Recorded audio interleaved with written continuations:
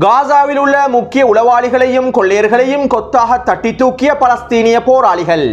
மீண்டும் இஸ்ரேலி ஆக்கிரமிப்புக்கு எதிரான தாக்குதல்களை ஆரம்பிக்க போகும் ஹிஸ்புல்லா இராணுவத்தினர். ஜெனின் பிரதேசத்தில் இரண்டாம் கட்ட நடவடிக்கைகளை ஆரம்பித்த இஸ்ரேலி ஆக்கிரமிப்பு. வெளியேறும் ஆயிரக்கணக்கான பலஸ்தீனிய மக்களும் கைது செய்யப்பட்ட 7 பலஸ்தீனிய போராளிகளும். ஹிஸ்புல்லாவின் தலைமைகள் தொடர்பான உளவு தகவல்களை வழங்கிய முக்கிய உளவாளி. அமெரிக்காவின் பொருளாதாரத்தை வளப்படுத்துவதற்கு களமிறங்கிய சவுதி அரேபியாவும் ஈரான் தொடர்பாக டொனால்ட் ட்ரம்ப் தெரிவித்திருக்கக்கூடிய கருத்துக்களும்.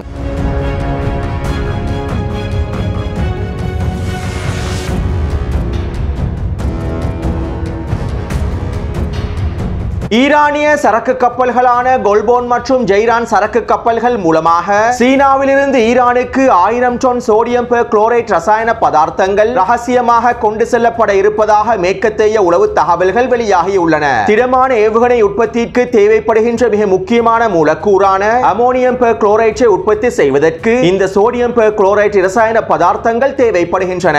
இந்த 1000 டன் சோடியம் பெர்குளோரேட் ரசாயன பதார்த்தத்தினை பயன்படுத்தி 1300 டன் ஏவுகணை எரிபொருட்களை solid fuel உற்பத்தி செய்ய முடியும். இந்த ஏவுகணை எரிபொருளானது ஹைபர்ஷேகான் ஹைப்பர்சோனிக் பாலிஸ்டிக் ஏவுகணைக்கும் பயன்படுத்தப்படுகின்றது. ஈரானின் இன்னும் பல ஹைப்பர்சோனிக் பாலிஸ்டிக் ஏவுகணை உற்பத்திக்கும் பயன்படுத்தப்படுகின்றது. தற்போது இந்த ஏவுகணை உற்பத்திக்கு தேவையான ரசாயன பதார்த்தத்தை தான் சீனா ஈரானுக்கு வழங்கியுள்ளது. கடந்த அக்டோபர் மாதம் இஸ்ரேலி ஆக்கிரமிப்பு ஈரானுக்கு எதிரான தாக்குதல்களை மேற்கொண்டதற்கு பிறகு ஈரானின் ஏவுகணை உற்பத்தி திறனானது முழுமையாக நிறுத்தப்பட்டு விட்டதாகவும் இஸ்ரேலி ஆக்கிரமிப்பு ராணுவம் அறிவித்திருந்தது. ஆனால் தற்போது வெளியாகி இருக்கக்கூடிய உளவு தகவல்கள் மூலமாக ஈரானிய தரப்பினர் அவர்களுடைய ஏவுகணை உற்பத்திகளை தொடர்ச்சியாக மேற்கொண்டு வருகின்றார்கள் என்பதனையும் உறுதிப்படுத்தியுள்ளது. அத்தோடு இந்த தகவல்களின் மூலமாக ஈரானின் ஏவுகணை உற்பத்தியில் சீனா மிக முக்கியமான பங்காளியாக இருப்பதையும் எங்களுக்கு புரிந்து கொள்ளலாம். அத்தோடு ஈரான் தொடர்பாக டொனால்ட் ட்ரம்ப் இவ்வாறு தெரிவித்திருந்தார். இஸ்ரேல் ஈரானின் அணுசக்தி நிலையங்களை இலக்கு வைத்து தாக்குதல்களை மேற்கொள்ளாமல் பிரச்சனைகளை தீர்த்துக் கொள்வதற்கான வாய்ப்புகள் காணப்படுகின்றன.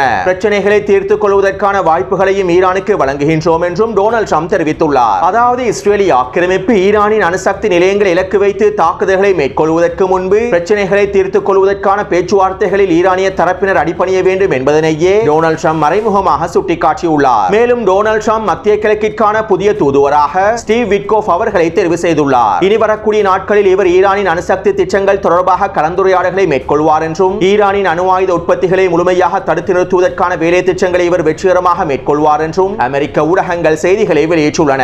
இன்னும் ஒரு விதத்தில் குறிப்பிடுவதாக இருந்தால் ஈரான் அணு ஆயுதங்களை உற்பத்தி செய்யக்கூடாது. அணு ஆயுதங்களை உற்பத்தி செய்யாமல் இருப்பதற்கான பேச்சுவார்த்தைகளிலும் உடன்படிக்கைகளிலும் அமெரிக்காவிடம் ஈரான் சரணடைய வேண்டும். அதற்கான பேச்சுவார்த்தைகளை மேற்கொள்வதற்கு டொனால்ட் ட்ரம்ப் ஒரு வாய்ப்பையும் வழங்கியுள்ளார். இதன்போது பேச்சுவார்த்தைகளிலும் ஒப்பந்தங்களிலும் ஈரான் சரணடையாவிட்டால் டொனால்ட் ட்ரம்ப் ஈரானின் அணுசக்தி நிலையங்களை இலக்கு வைத்து தாக்குதல்களை மேற்கொள்வதற்கான முழுமையான அனுமதியை இஸ்ரேலி ஆக்கிரமிப்புக்கு வழங்குவார். எனவே ஈரான் தொடர்பான டொனால்ட் ட்ரம்பினுடைய நிலைப்பாடுகள் இவ்வாறு அமைய பெற்றுள்ளன. அடுத்து சவுதி அரேபியாவின் பட்டத்து இளவரசர் அமெரிக்காவிலே 600 பில்லியன் அமெரிக்க டாலர்களை முதலீடு செய்வதற்கு டொனால்ட் ட்ரம்பிடம் உறுதியளித்துள்ளார். இவை தொடர்பாக நேற்றைய காணொலியில் நான் குறிப்பிட்டிருந்தேன். மேலும் சவுதி அரேபியாவின் பட்டத்து இளவரசர் முகமது பின் சல்மான் அவர்கள் டொனால்ட் ட்ரம்புக்கு இவ்வாறு உறுதி அளித்ததை தொடர்ந்து டொனால்ட் ட்ரம்ப் இன்னும் சில கோரிக்கைகளையும் முன்வைத்துள்ளார். அதாவது நீங்கள் 600 பில்லியன் அமெரிக்க டாலர்களை முதலீடு செய்யாமல் 1000 பில்லியன் அமெரிக்க டாலர்களை முதலீடு செய்ய வேண்டும். அதாவது 1 டிரில்லியன் அமெரிக்க டாலர்களை முதலீடு செய்ய வேண்டும். மேலும் கச்சா எண்ணெயினுடைய விலையையும் பல மடங்கினால் குறைக்க வேண்டும். இதன் மூலம் ரஷ்யா உக்ரைன் யுத்தத்தினையும் என்னால் கட்டுப்படுத்த முடியும் என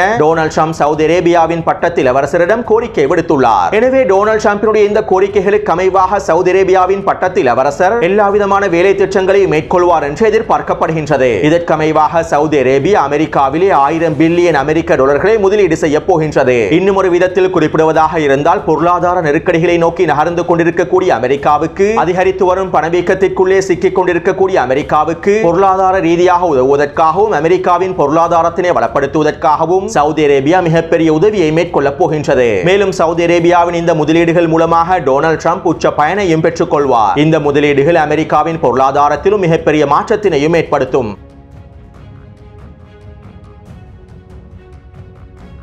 தெற்கு லெபனான் எல்லை கிராமங்களில் இஸ்ரேலிய ஆக்கிரமிப்பு ராணுவம் தொடர்ச்சியான தாக்குதல்களை மேற்கொண்டு வருகின்றது. கிட்டத்தட்ட தெற்கு லெபனான் எல்லை பிரதேசத்தில் இருக்கக்கூடிய 12 கிராமங்களை இஸ்ரேலிய ஆக்கிரமிப்பு முழுமையாக தரைமட்டமாக்கிவிட்டது. குறித்த எல்லை கிராமங்களில் இருக்கக்கூடிய வீடுகளையும் குடியிருப்பு கட்டிடங்களையும் தரைமட்டமாக்கிவிட்டது. மேலும் குறித்த பகுதிகளில் இருக்கக்கூடிய ஹிஸ்புல்லா ராணுவத்தின் சுரங்கப்பாதைகளையும் முழுமையாக தரைமட்டமாக்கி அங்கிருக்கக்கூடிய ஹிஸ்புல்லா ராணுவத்தின் சிறிய ஆயுதங்களையும் கைப்பற்றியுள்ளது. இவை தொடர்பான புகைப்படங்களையும் காணொளிகளையும் இஸ்ரேலிய ஆக்கிரமிப்பு ராணுவம் கடந்த காலங்களில் வெளியிட்டிருந்தன. கடந்த 58 நாட்களுக்குள் தெற்கு லெபனான் எல்லை கிராமங்களிலே இருக்கக்கூடிய 6 முக்கியமான சுரங்கப்பாதைகளை இஸ்ரேலிய ஆக்கிரமிப்பு அளித்துள்ளது. லெபனான் எல்லையிலிருந்து 5 கிலோமீட்டர் பிரதேசம் வரை உள்நோக்கி இடையக மண்டலத்தையும் அமைத்துள்ளது. இவ்வாறு இஸ்ரேலிய ஆக்கிரமிப்பு ராணுவம் எல்லை பிரதேசத்தில் 5 கிலோமீட்டர் வரையில் இடையக மண்டலத்தினை அமைத்திருப்பதனால் இதற்கு பிறகு ஹிஸ்புல்லா ராணுவத்தினால் எல்லை பிரதேசத்திற்கு வருகை தர முடியாது என்றும் எல்லை பிரதேசங்களிலே நிலை கொண்டு இஸ்ரேலுக்கு எதிரான தாக்குதல்களை மேற்கொள்ள முடியாது என்றும் இஸ்ரேலிய ஆக்கிரமிப்பின் இராணுவ தலைமைகள் தெரிவித்துள்ளார்கள். குறித்த வரைபடத்திலே ஊதா நிறத்தினால் காண்பிக்கப்பட்டிருக்கக்கூடிய எல்லை கிராமங்களில் 70% கிராமங்களை இஸ்ரேலிய ஆக்கிரமிப்பு முழுமையாக தரைமட்டமாக்கி இடையக மண்டலமாக மாற்றிவிட்டது.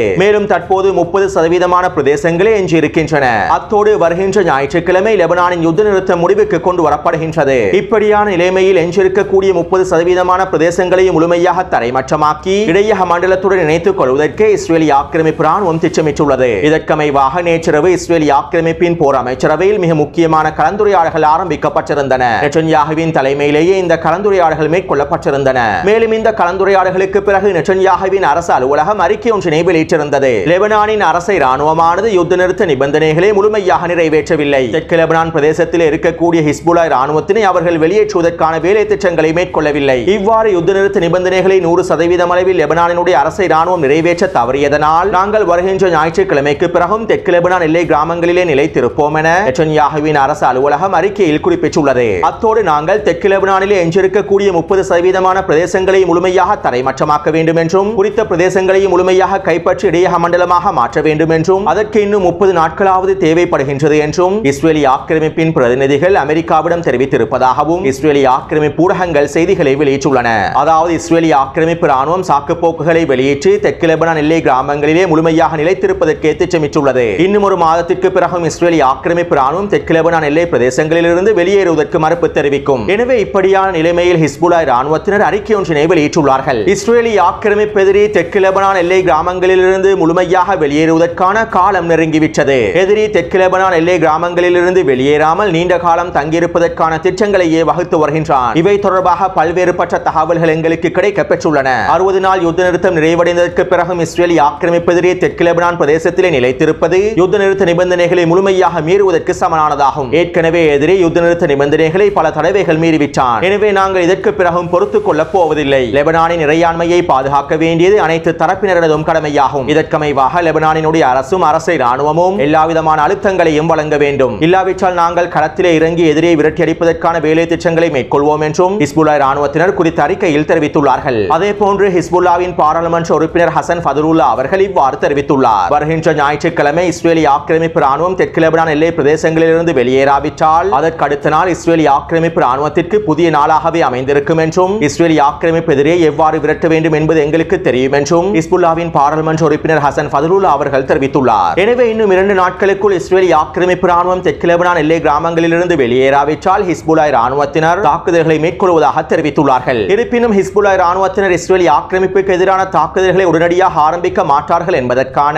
சில முக்கியமான காரணங்களையும் நான் முன்னே காணொளியில் தெரிவித்திருந்தேன். சிலவேளை இந்த அரசியல் காரணங்களை மீறியும் ஹிஸ்புல்லா ராணுவத்தினர் அதிரடியாக வருகின்ற திங்கட்கிழமையே இஸ்ரேலிய ஆக்கிரமிப்புக்கு எதிரான தாக்குதல்களை ஆரம்பித்து விடலாம். இவ்வாறு ஹிஸ்புல்லா ராணுவத்தினர் தாக்குதல்களை உடனடியாக ஆரம்பிப்பதற்கான வாய்ப்புகளும் அதிகமாகவே இருக்கின்றன. அதே நேரம் ஹிஸ்புல்லா ராணுவத்தினர் மீண்டும் இஸ்ரேலிய ஆக்கிரமிப்புக்கு எதிரான தாக்குதல்களை ஆரம்பிக்கும் சந்தர்ப்பத்தில் சில முக்கியமான சவால்களையும் அவர்கள் எதிர்நோக்க வேண்டி ஏற்படும். அதாவது குறித்த வரைபடத்திலே ஊதா நிறத்தினால் காண்பிக்கப்பட்டிருக்கக்கூடிய பிரதேசங்களிலே எல்லாவிதமான கட்டமைப்புகளும் முழுமையாக தரைமட்டமாக்கப்பட்டு விட்டன. 70% பிரதேசங்கள் முழுமையாக அழிக்கப்பட்டு விட்டன. எனவே ஹிஸ்புல்லா ராணுவத்தினால் ஊதா நிற பிரதேசத்திலிருந்து தாக்குதல்களை ஆரம்பிக்க முடியாது. மஞ்சள் நிற புள்ளிகளினால் காண்பிக்கப்பட்டிருக்கக்கூடிய பகுதிகளிலிருந்து ஹிஸ்புல்லா ராணுவத்தினர் இஸ்ரேலிய ஆக்கிரமிப்புக்கு எதிரான தாக்குதல்களை ஆரம்பிக்க வேண்டும். இது ஹிஸ்புல்லா ராணுவத்திற்கு ஒரு சவாலான விடயமாகவும் அமைந்திருக்கும். இருப்பினும் குறித்த பிரதேசத்திலிருந்து தாக்குதல்களை ஆரம்பித்து இஸ்ரேலிய ஆக்கிரமிப்பு ராணுவத்தினை பின்வாங்க செய்வதற்கான எல்லாவிதமான திறன்களும் ஹிஸ்புல்லா ராணுவத்திடம் காணப்படுகின்றன.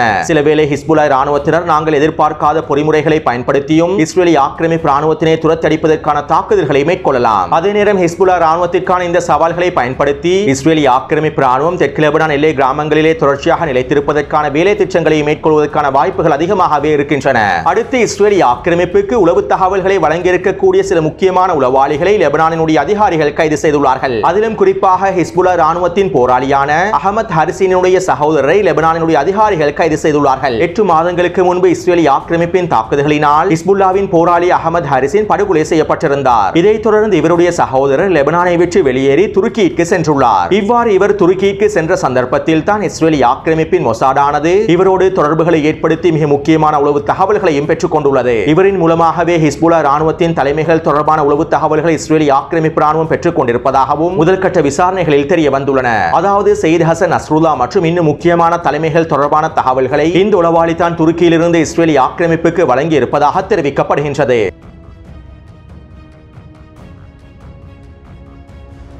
கடந்த 3 நாட்களாக வெஸ்ட் பேங்க் பிரதேசத்திலே இஸ்ரேலிய ஆக்கிரமிப்பு ராணுவம் மேற்கொண்டு வரக்கூடிய தாக்குதல்களில் 22 பேர் படுகொலை செய்யப்பட்டுள்ளார்கள். 70க்கும் அதிகமானோர் படுகாயமடைந்துள்ளார்கள். மேலும் 200க்கும் அதிகமானோர் கைது செய்யப்பட்டுள்ளார்கள். அதே நேரம் ஜெனின் பிரதேசத்தில் இருக்கக்கூடிய அல்கசாம் படையினரும் அல்குதுஸ் படையினரும் அல்லக்ஸா படையினரும் ஒன்றிணைந்து இஸ்ரேலிய ஆக்கிரமிப்பு ராணுவத்திற்கு எதிராகவும் கைகூலி அப்பாஸின் PA படைகளுக்கு எதிராகவும் தொடர்ச்சியான தாக்குதல்களையும் மேற்கொண்டு வருகின்றார்கள். நேற்றிரவு பலஸ்தீனிய போராளிகள் ஜெனின் மேற்கு பிரதேசத்தில் 3 தாக்குதல்களை மேற்கொண்டுள்ளார்கள்.